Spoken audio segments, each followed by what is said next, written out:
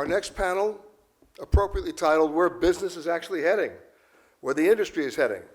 And joining me now, the moderator for the panel, the executive editor of Travel Weekly, Ian Taylor. Ian, come on up.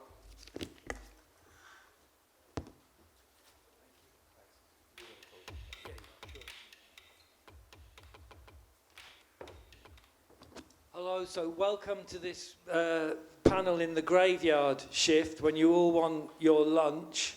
I want to say that the panel will finish at 2 p.m. sharp, I promise you, because Rafael from IATA, who's speaking on the panel, has to be out of the hotel by then, so you will get your lunch if you can bear with us till 2 p.m. So could the panelists come up and join me, please?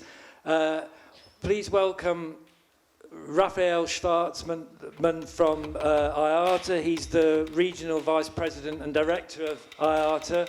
Rafael, please, if you would. We have Emmanuel Bobin from the Open Tourism Lab here in Nîmes. Tom Grundy from Hybrid Air Vehicles based in Bedford, not far from London.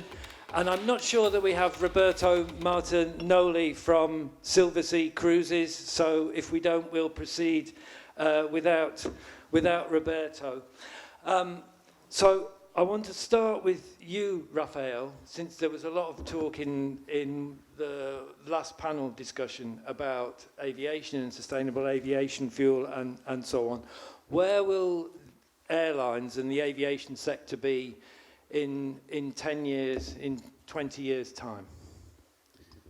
Well, thank you for having me. I've been listening carefully, effectively, and almost, well, in many of the panels you heard about these challenges, and obviously you heard about SAF and everything else. Just to, first of all, give a sense of magnitude, why some of us are so passionate, I guess, about SAF. It is expected that we will need 0.1% of SAF in the world. Everything is bought, but there is not much else. So obviously, that highlights the challenge. Where we will be, obviously, we see a radical, let's say, change in terms of modernization of fleets, for example, right? So that's one thing. Obviously, intercontinental flights are still, if you're talking 10 years or even 20 years, it will be very, very hard to replace by any technology that we have today besides SAF, let's say, and efficient aircrafts and some technology, I would say, yeah, but probably not as radical as maybe we will wish in intercontinental. Now, in regional short-haul flights, I mean, we already have some good electric and hybrid technology that could be deployed and will be deployed in the next few years. We are seeing some interesting initiatives for example, in the Nordics, where you have Vidro, which is with an initiative to bring in short-haul electric aircraft. Obviously, these are going to be of less capacity. You're talking about 20-seater, maybe 30 if we are managing. So it's also a great redefinition, if you would, because today we're doing short hauls with, maybe 100 to 200-seater aircraft, right? So how is that going to be impacting? The other thing that we will see, I think and I've been involved in some of these discussions, which is still, I think, a big hurdle to overcome, which is the ability to actually multimodal transport ourselves, right? This is something that, I do this effort. For example, coming here, I try to be able to arrange a trip multimodal, but then you spend hours and hours because you have to go through multiple stages digitally to be able to do it. It's impossible, honestly, if you're thinking about seamless travel, efficient travel, and know what is actually the most efficient travel. And I think that is progressing. There is an intention. One of the elements that we will see there is also the digitalization, right? Which is one thing that I don't think I probably heard enough, and is one of the key elements here to make sure that we drive the use of technology to make us overcome this, because it's not about restricting, it's about embracing. I think innovation was mentioned before. I think innovation, investment, and digitalization, right? And digitalization to drive efficiency. Definitely, for Primarily. example, if you digital IDs, digital abilities, biometric, the use of biometrics to be able, for example, to use properly the information, to be an exchange of information, to be able to do this seamless travel that we're talking, multimodal travel that we're talking about. Otherwise, today, physically, it's basically inefficient, impossible to do, right? So that's the digitalization. In the airline side, on the industry side, we are actually, for example, just as one basic example is the whole system today of ticketing in the industry is based on passenger name records and ticket numbers. We are working to get rid of all of that by 2030, right? Which means you get rid of all that and based all that on basically simple commercial transactions and digital identities, right? So these are things that will help definitely reduce our footprint because we will be able, for example, to have a faster throughput at an airport, right? Instead of building more infrastructure, you keep the same infrastructure, but you're able to cope with the growth. Okay, I make no apologies for focusing primarily on sustainability though, because we have so little time. So, but Rafael, just to be specific on a couple of things then. In 10 years' time, in 2032, how much SAF, and forget about what type of SAF for now, how much SAF will the global airline fleet be using? Well, there are many projections. I don't really want to make give a number here. I will pose a question maybe here, which is, we talk about the SAF is needed. In the case of the EU, we talk about needing to regulate. The question I will pose here is, why are the airlines buying SAF from California and not from the EU, right? Okay, but you And the make a reason very I'm good saying point. that is because we believe we have at this stage to scale it up, to be able to we have a curve about what do we need. The need is known, let's say, right? To be able to get to that 65% by 2050 that we will still need. The question is, how to answer the not production of SAF, right? In the US, there is an incentive program. In the EU, we are trying to mandate, right? And therefore, I'm not against regulation. I think it's very important, but we have to analyze that quickly if we're going to get the ramp up that is needed to be able to get to those levels. Okay, so there's the issue with SAF is the production and so on, and we heard about that before and the cost. What about electric aircraft? Will we see electric aircraft flying with passengers in 2032? Yeah, I think so. Again, with the restrictions on capacity, as we said. Yeah, short And hops. Short Yeah. hauls, so very short hauls and short capacity. Yeah, and so what proportion of the global passenger traffic will be flying on electric aircraft? 1%? That is unknown. 0 point? Sorry, I have to be honest, but that is, it's very, I mean, we are seeing initiatives here in the EU, right, or in Europe in general. I mean, what we are talking here is not necessarily even across the globe. So when you are asking that is, we can do certain short hauls in certain places. Again, we're talking about also important at what cost, right? There are certain economies that can pay for maybe, right? And there are many other places that might not be able to afford, right? Yeah, yes.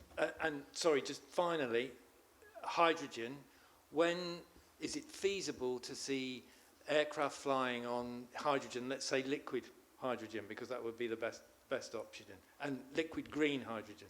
When might we see that? Well, I think there is a lot of investment in hydrogen, and we do have a lot of faith in it, in hydrogen. Effectively, that will be probably, if one day to replace intercontinental, right? But probably you're going to be able to answer maybe hydrogen better than me, but we believe it's still in, let's say, in its infancy because of the complexity to be able to fly an aircraft with hydrogen, right? So it's a very, very complex thing, not only to produce the right hydrogen, but also to carry hydrogen. So all that technology is being now trying to be developed. I'm not an expert on it, but it's going to take a while. Okay. Tom, can I come to you then? So hydrogen air vehicles, can you just explain your business does. Yeah, thanks. Hybrid Air Vehicles has developed Airlander, Yeah. which is a very low emissions aircraft at scale. So essentially it's the world's most efficient large aircraft. And by the way, I agree with almost everything that Rafael said there, including the challenges and the imperative of moving to SAF for aviation very quickly. The one thing I disagree with is there are options out there for larger aircraft than the sub-19 seat electric aircraft, and ours is a case in point. So Airlander will carry... Sorry, I was just going to Yeah, ask. Airlander will carry 100 passengers. It'll carry them at a per seat kilometre emissions that's 10% the emissions of a regional jet flight. So that's a 90% emissions reduction. And it's a technology we've proven in flight and that we're bringing into the market for 2026. Our first customers include Air Nostrum, who are a Spanish, obviously regional airline, one of the largest in Europe, and also customers in the leisure sector. So there's a blend there of leisure and pure passenger transport. We've really changed the package of features and benefits. So we've changed the way the journey works with Airlander. It's a slower aircraft in flight. That's where its efficiency comes from. But to Rafael's point about the friction points that we have in today's travel, it really works to strip those friction points away. So it can operate away from airfields. It can provide point-to-point services. Getting on board and off board, the protocols for that would be much more like the protocols of getting on board a railway carriage, a train, or a ferry compared to what we're used to in aviation today. And when we're on board, there's no more of the sort of the tube and wing with us. This is spacious, it's unpressurized, it's quiet, it's vibration-free, which is why there's been a lot of leisure sector interest in this as well, because it's a seat with a view as opposed to a seat packed in. So we do still have range restriction. Actually, the aircraft is a 2,000 nautical mile range aircraft, so it's got a long, a regional range to it. But actually, for passenger transport as opposed to freight, we're really in the 400 kilometre kind of sectors where passenger journey time is equivalent to what we have today from an end-to-end perspective. And the price is right, because it's an incredibly efficient aircraft. We take away a lot of the energy costs, and therefore the price per passenger can be economy class pricing for business class space. Okay. What speed would it go cruise at? Around about 140 kilometres an hour. So this is like a high-speed rail of the skies, if you like. So it's a more direct point-to-point connection, slower speed, much less energy use, price and journey times much the same. But I think more broadly, what for me this represents is something that is starting to happen now across the industry. We've had a long time, what we've had since 1903, where the whole industry's worked on kerosene. As we start to move away towards hydrogen and other fuels, as well as SAF, which is going to be needed for longer haul flights for a long, long time, we're going to see configuration changes. Your point is exactly right. You can't change the physical properties of the fuel you're using without changing the aircraft design that's wrapped around that fuel.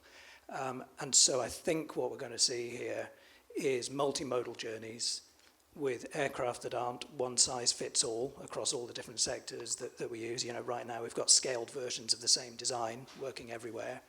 I think that's going to change, and we're going to see this blend of different travel options creating journeys that are better in many respects for customers, but different to what we see today. Okay, so how many Airlanders will be operating in 2026 and say by 2032, so we do the 10 years? Of course. So our current order book is about just under $1 billion of reserved orders.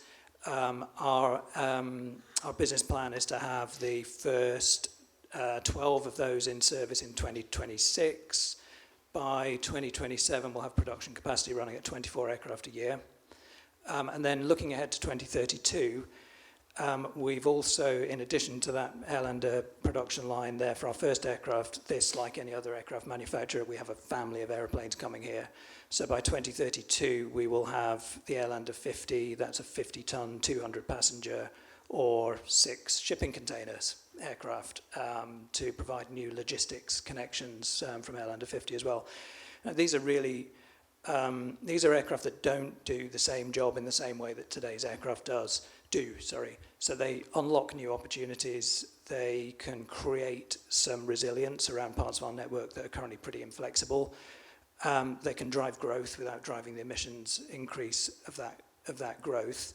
And our overall scaling here is between the fleet, the freight use, the passenger use, and some surveillance use in defence applications, then market surveys are looking at 600 aircraft of this type. We don't expect to be the only people in the market, but of this type by 2050. Okay, so that all sounds very positive, but it's not going to contribute towards solving the challenges that the aviation industry has, really. It's going to provide an alternative and maybe competition to rail travel, or solve the problem of doing short journeys. You wouldn't have to fly in a jet or a turboprop. I think if you make the direct comparison, this aircraft isn't going to replace a 747 flying from New York to London.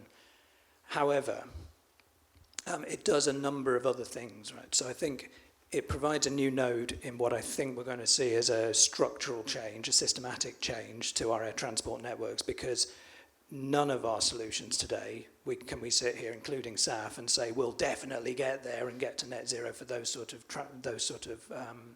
journeys. So it provides a new node that helps us unlock those challenges in a different way.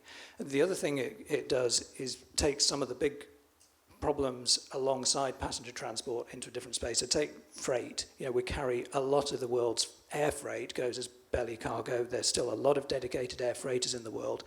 There's very little freight that actually needs to move at 600 miles an hour to its destination. At the moment, it's all carrying that carbon footprint.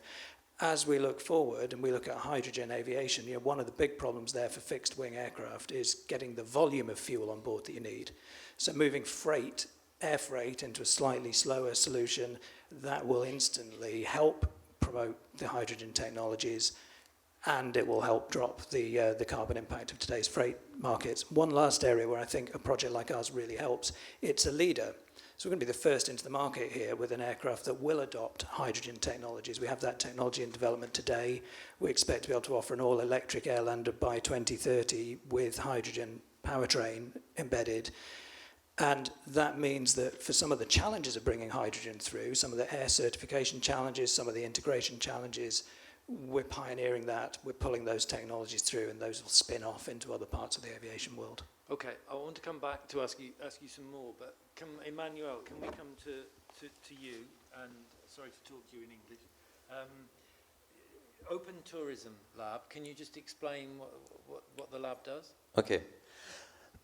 So our DNA is about open innovation in tourism. So we've got 3 businesses. First, we support startup. So we help them to business growth and fundraising. Twice, we work with the tourism industry to co-design innovative services or innovative products.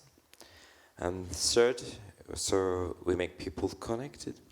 We lead some events, so much more creative or business events to make startups and corporates or DMO to be connected. Okay, and what sort of projects and startups are you involved with? So many projects, because for the last 5 years we supported quite 100 startups. So well, they are much more digital than yours. So for example, which example can I give? So many examples.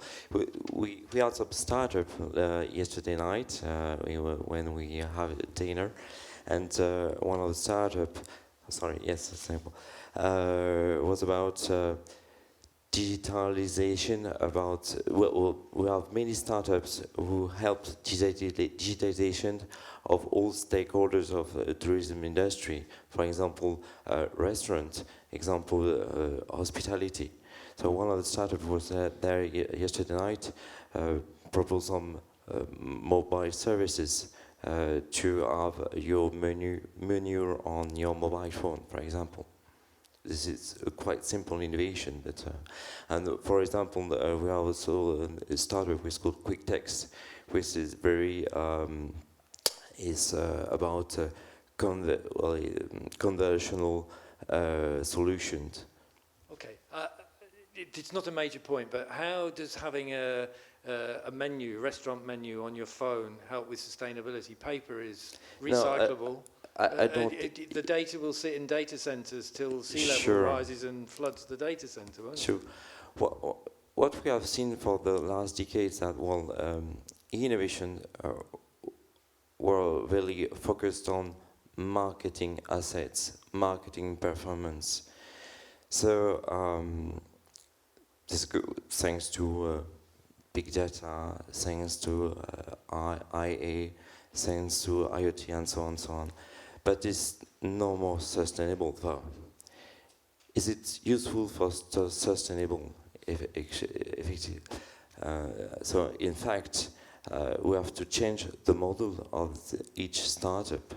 So it is our job now to move on traditional business model to sustainable business model. Okay. And can I just ask you, where does You have your microphone. sorry, where does the funding come from the startups?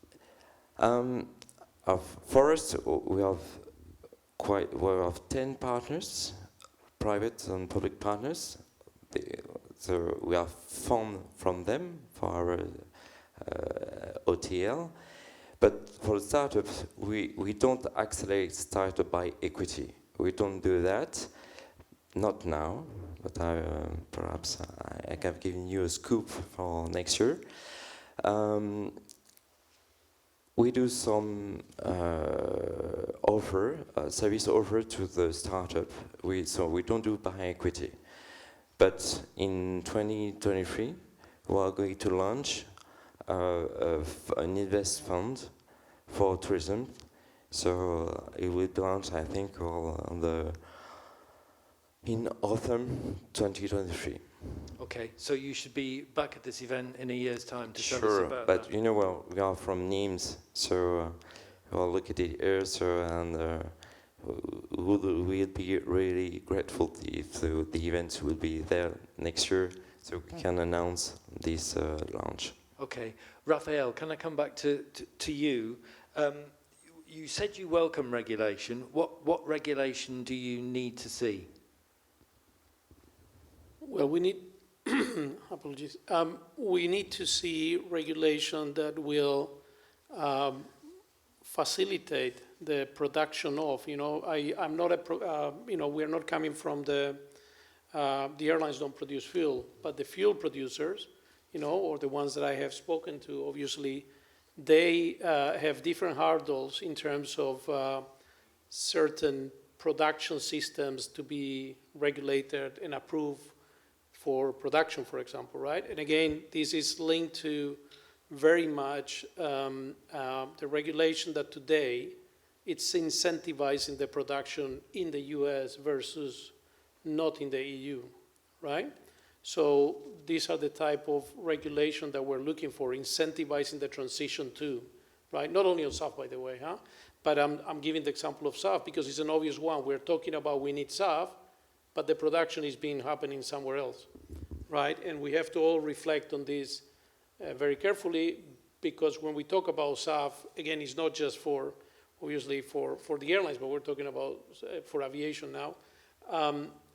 We have to shift the, and I think somebody yesterday in the panels we heard, today we have fuel production is coming from about 22 countries in the world. For SAF to be,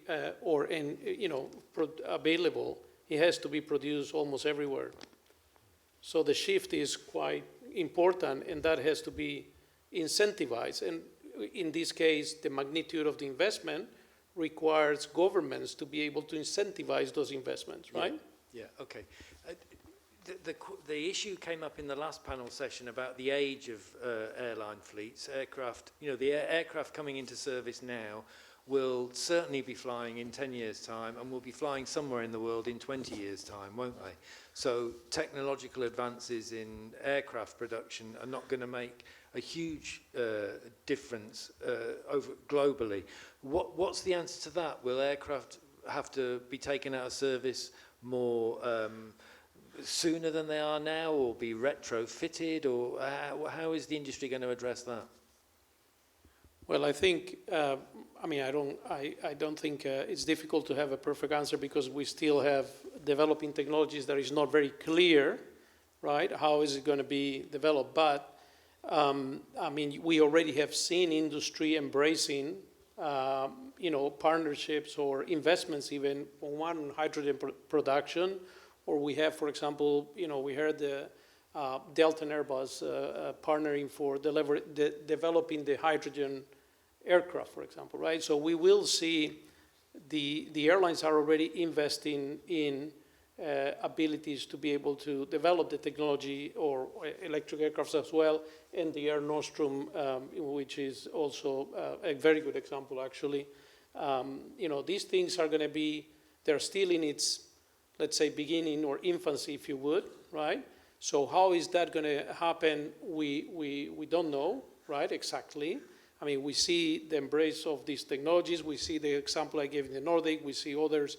But very importantly, when we say that, and you mentioned this, aviation is a highly capital-intensive business, right? So you need to be able to finance these transitions too, right?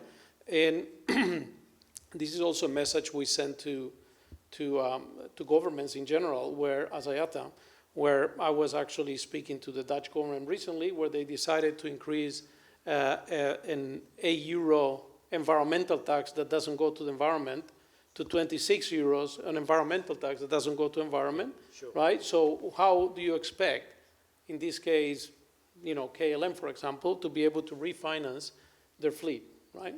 Okay. Tom, can I come to you? What's the source of your hydrogen at the moment, and when will we see green hydrogen in the kind of quantities that are required? So green hydrogen is pretty much going to be, availability of is pretty much going to be the pacing item for our ability technologically to hit the sort of numbers I've got to, that I've talked to you about earlier. We don't use sustainable aviation fuel in any of our calculations. We do use green hydrogen in our calculations obviously for the electric variants of Airlander. How do we do it? And of course there's uncertainties about how quickly and how fast that's going to come on stream. And I think for a lot of aviation, almost all of aviation, there's a further challenge there, which is how do you get to the point where that green hydrogen can be distributed? So we're actually in a position, because our aircraft is energy efficient by design, whatever the energy source, whether it's kerosene, SAF, or hydrogen. If green hydrogen is not available, actually our customers are better off staying with combustion, because they take more than 3/4 of the emissions out of their flight just by using our combustion engines and kerosene.